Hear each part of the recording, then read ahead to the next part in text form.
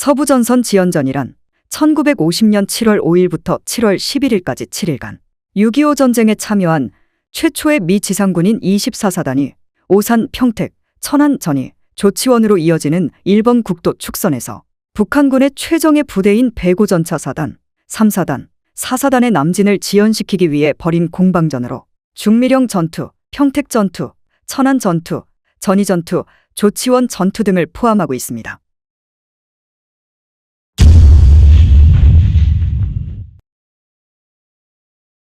한미 양군 사이의 연합작전에 대한 협의는 7월 1일부터 국군과 미군 수뇌부 사이에서 이루어졌습니다. 미 지상군의 투입이 결정되고 선두부대인 스미스 특수임무부대가 부산에 도착하자 육군 총참모장 정일권 소장과 미극동 군사령부 전방지휘 소장 처치 준장이 대전에서 만나 향후 한미 양군이 협조해야 될 작전에 관해 합의한 것이었습니다. 7월 1일 첫날 회의에서는 미 공군의 지원 강화와 국군 재정비, 탄약 및 장비의 긴급 보충 등에 관해 협의하였고, 둘째 날인 7월 2일에는 스미스 특수임무부대의 수송 및 배치, 국군과의 작전지역 분담, 향후의 작전 구상 등 한미 양군의 연합 및 합동작전과 관련된 내용에 대해 협의한 후 다음과 같이 합의했습니다. 하나, 국군은 가능한 한 한강 방어선을 오래도록 지탱한다.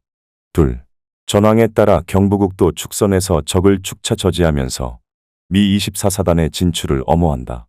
셋, 미 24사단이 진출한 다음 미군은 경부국도를 중심으로 한 서부 지역을 막고 국군은 그 동쪽 지역을 맡는다.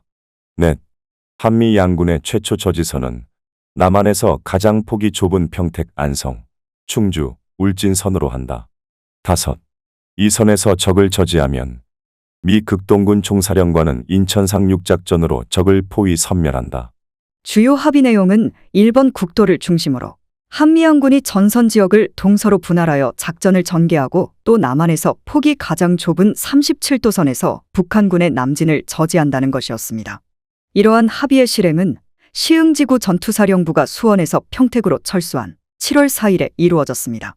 이에 따라 평택과 안성을 잇는 선에 전개한 미 24사단이 1번 국도를 중심으로 한 서부전선을 담당하게 되었고, 국군은 그 동쪽에서 동해안에 이르는 전선을 분담하여 공동으로 작전을 전개하게 되었습니다. 국방부는 스미스 특수임무부대가 평택과 안성에 전개되고 시흥지구 전투사령부 예하 병력이 수원에서 철수하여 평택 남쪽에 집결하자 이 부대들로 1군단을 창설하는 등 육군을 전반적으로 재편성하여 한미연합작전을 수행할 수 있도록 전선을 조정했습니다. 그 결과 전쟁 발발 후 처음으로 한미연합전선 형성이라는 전환점을 맞이하게 되었습니다. 한미연합전선 형성 시 국군 책임 지역에는 6사단 예하 19연대가 안성 동쪽 송전리, 죽산리에, 7연대는 그 동쪽 무국리, 동락리에, 2연대는 충주에서 방어하고 있었고, 중동부 지역의 제천에서는 8사단이 그리고 동해안 울진 부근에는 23연대가 작전을 수행하고 있었습니다. 이때 한미연합전선은 제천 부근을 제외하고는 대대, 연대 단위의 부대가 주요 예상 접근로를 방어하고 있는 상황이어서 부대 규모가 작다는 것뿐만 아니라 부대 간의 간격이 넓어 방어력이 대단히 취약했습니다.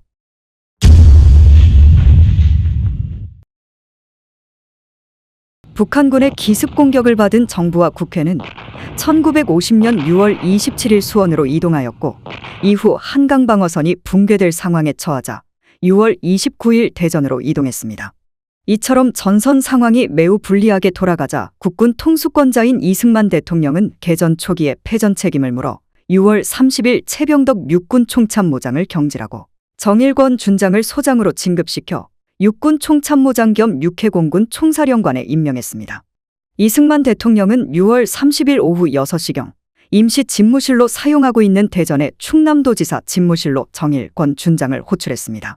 수원에 있던 정일권 준장이 대통령의 호출을 받고 대전의 대통령 집무실에 도착한 시각은 오후 9시가 넘어서였습니다.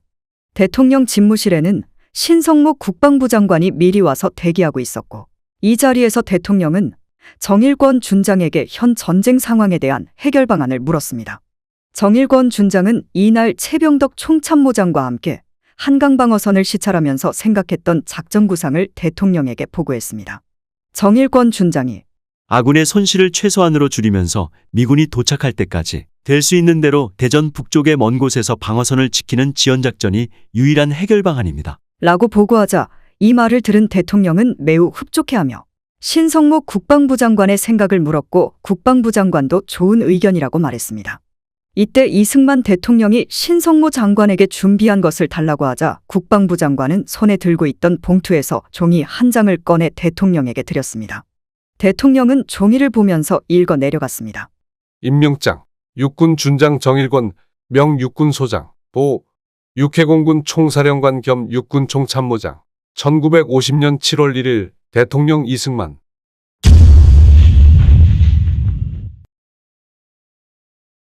육군 재편성은 한강방어선이 붕괴되는 긴급한 상황에서 정일권 총참모장의 지시에 따라 이루어졌습니다. 육군 재편성은 38선 초기 방어전투에서부터 한강방어전을 거치면서 전력이 극도로 약화되어 전투력을 제대로 발휘할 수 없게 된 사단과 연대를 해체하여 다른 사단 및 연대에 통합시키는 방식이었으며 육군본부와 사단 사이의 군단을 창설하여 육군본부의 지휘 부담을 줄이고 작전 지휘의 효율성을 높이고자 했습니다. 1사단장 백선엽 대령이 풍덕천으로 출동하기 직전인 7월 1일 오전 수원의 육군본부에 들렀을 때 작전참모부장 김백일 대령이 칠판 위에 국군 재편성 계획을 작성하고 있었는데 나는 그에게 기왕이면 1사단과 5사단을 통합하게 해달라고 부탁했고 그는 내 뜻을 선선히 받아주었다.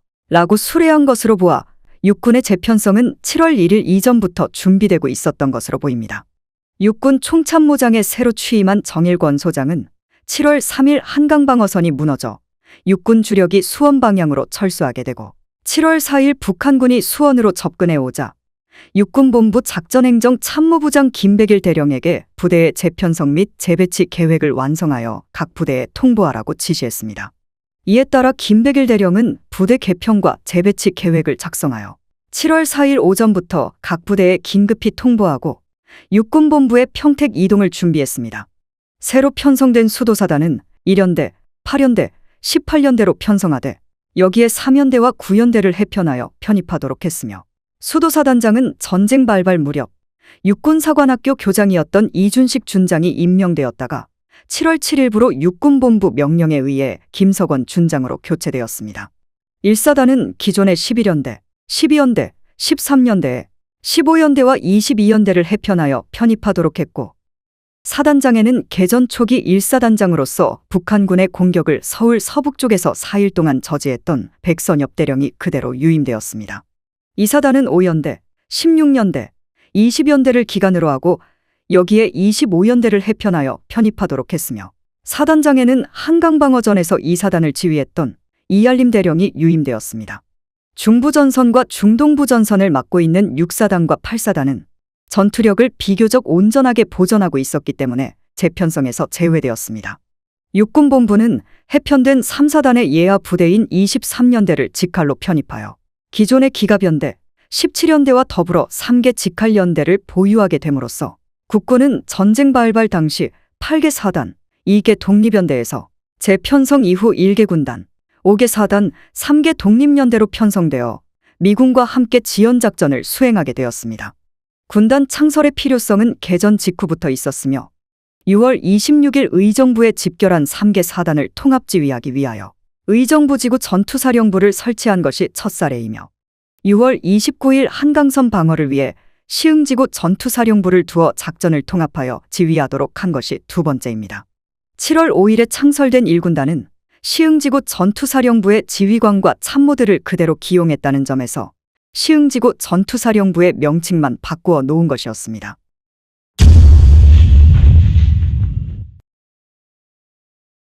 시흥지구 전투사령관 김홍일 소장은 7월 4일 오후 평택 성동국민학교에 임시지휘소를 설치하고 병력을 수습하면서 스미스 특수임무부대와 미 34연대의 증원 상황을 지켜보고 있다가 육군본부로 들어오라는 통보를 받고 평택군청에 설치된 육군본부로 갔습니다. 육군본부 작전행정 참모부장 김백일 대령은 지휘소에서 1군단 편성과 4단 개편 계획을 수립해 놓은 상태에서 4단장급 이상 지휘관이 도착하는 대로 새로운 보직명령과 개편 내용을 알려주고 있었습니다. 1군단장에는 시흥지구 전투사령관 김홍일 소장이 임명되었고 부군단장 류재흥 준장, 참모장 최덕신 대령, 인사참모 김웅수 대령, 정보참모 이종국 중령, 작전참모 김종갑 대령, 군수참모 이창일 중령 등으로 참모진이 구성되었습니다. 1군단은 1950년 7월 5일 자정에 평택에서 창설되어 수도사단, 1사단, 2사단 등 3개 사단으로 편성되었습니다. 그리고 3사단, 5사단, 7사단은 이날부로 해체하여 새로 편성된 1군단의 3개 사단에 편입되었습니다.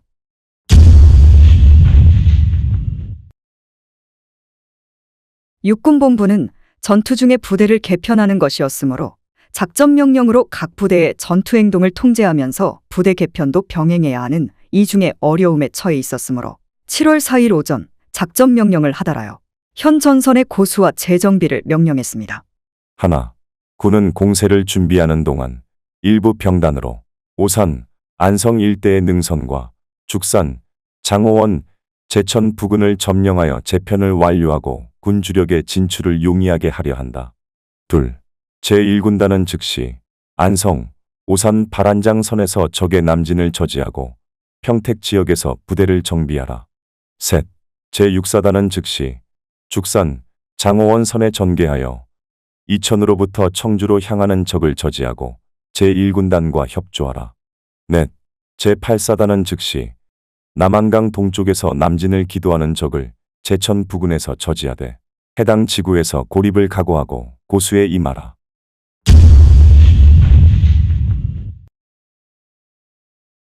일군단장에 임명된 김홍일 소장은 수원을 점령한 북한군이 7월 5일 아침에는 오산을 향해 남진할 것으로 판단하고 평택에서 군단 창설과 사단 재편성을 실시하면서 예하 부대의 방어 지역을 조정하는 작전 명령을 하달했습니다. 하나, 군단은 일부 병력을 안성, 오산 발안장 선에 배치하여 적을 저지하는 한편 주력을 평택 남쪽에 집결하려 한다. 둘, 수도사단장은 안성 부근에서 적의 남침을 극력 저지하라. 셋, 제2사단장은 발안장 부근에서 적의 우회를 저지 격퇴하라. 넷, 제17연대는 오산 부근에서 남침 중인 적을 격파하라. 다섯, 각 사단장은 예하부대 병력을 7월 6일까지 평택 부근에 집결시키고 보고하라. 여섯, 안성 발안장 선에는 우선 병력을 급파하라. 일곱, 군단의 임시 지휘소는 7월 4일 18시 이후 평택의 성동국민학교에 둔다.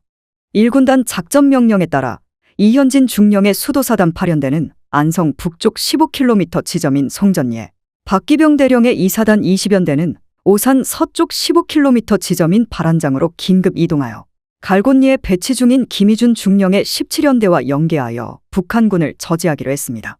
8연대와 20연대는 7월 4일 오후 주력 부대의 철수와 함께 지정된 어무진지로 이동하였으나 5일 아침까지도 17연대와 연계하지 못하고 있다가 오산 서정리 축선이 북한군의 침공으로 무너지자 7월 5일 오후 평택의 각 사단 집결지로 합류했습니다. 1군단은 인원 및 지원시설 부족으로 아직 군단으로서의 정상적인 기능을 제대로 발휘하지 못하고 있었으며 군단장 김홍일 소장과 참모들은 임시 지휘소에서 미 지상군의 전투 상황을 지켜보면서 각 사단의 집결과 재편을 신속히 완료하라는 명령을 내렸습니다. 하나, 군단 예하의 각 사단은 자정까지 집결을 완료하고 보고하라. 둘, 각 사단의 집결지 및 재편성 지역은 아래와 같다. 수도사단은 합정리, 1사단은 대옥리, 2사단은 객사리. 셋, 군단 지휘소는 평택 성동국민학교에 위치한다.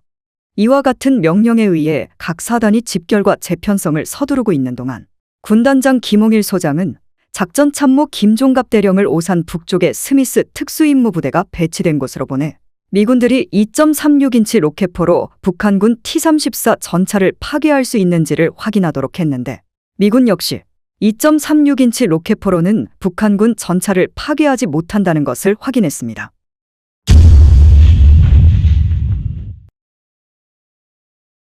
(7월 5일부터) 미 24사단장 딘 소장이 일본 국도 중심의 작전에 들어감에 따라 정일권 총참모장은 이날 오후에 1군단의 이동과 6사단의 어무 임무에 대한 명령을 내렸습니다.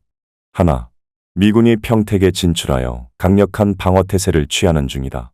둘, 제1군단은 7월 6일 24시까지 이동을 완료하고 적을 저지 격파하라. 가. 수도사단은 차량편으로 성완 입장, 진천으로 진출하여 제6사단 제19연대를 통합지휘한다. 나. 제1사단은 철도와 차량편으로 조치원, 청주, 음성에 진출하여 제6사단 제7연대를 통합지휘한다. 다. 제2사단은 철도편으로 조치원, 청주, 증평으로 진출한다. 셋. 제6사단은 제7, 제19연대로 제1군단의 이동을 엄호하면서 7월 6일 24시까지 해당 사단 지역에 이동한다. 넷. 제17연대는 조치원으로 이동하여 군 예비가 된다. 육군본부의 작전명령을 수령한 1군단장 김홍일 소장은 수도사단은 충북 진천으로 이동하여 6사단 19연대를 지휘하도록 했고 1사단은 충북 음성으로 이동하여 6사단 7연대를 지휘하여 남진 중인 북한군을 저지 격파하도록 명령했습니다. 그리고 2사단은 증평에서 수도사단과 1사단을 증원할 준비를 하도록 했습니다. 사단 개편 작업 중에 북한군이 예상 밖으로 빨리 평택, 안성 부근까지 진출하자 육군본부는 대전으로 1군단 사령부는 청주로 이동하면서 구두로 재편성 명령을 전달하는 바람에 각 사단은 개편된 연대를 완전히 장악하지 못한 채 목적지로 떠나야 했습니다. 이 무렵 도미 유학 대기 중이던 강문봉 대령이 작전국장으로 복귀했습니다. 7월 6일 아침 지연작전을 위한 방어지역으로 이동을 시작한 1군단 예하의 각 사단은 먼저 수습된 병력만을 데리고 목적지를 향해 출발했습니다. 이때 각 사단의 병력은 일개 연대 병력에 해당하는 1600명에서 4000명 수준이었습니다. 이들 사단의 출발 및 목적지 도착 이후 병력 현황은 다음과 같습니다. 수도사단은 출발 시에 2500명이었으나 진천 도착 후에는 7855명, 1사단은 출발 시에 4000명이었으나 음성 도착 후에는 5063명, 2사단은 출발 시에 1600명이었으나 증평 도착 후에는 6845명이었습니다. 1군단 사령부는 7월 6일 오전 10시 성안에 도착하여 각 사단의 이동 상황을 파악한 후 오후 3시에 청주로 이동, 지휘소를 개설했습니다. 이에 따라 국군은 1번 국도를 중심으로 한 서부전선을 미 24사단에 인계하고 이날 자정 무렵 방어지역으로 이동을 완료함으로써 한미 양군은 전선 조정을 완료했습니다.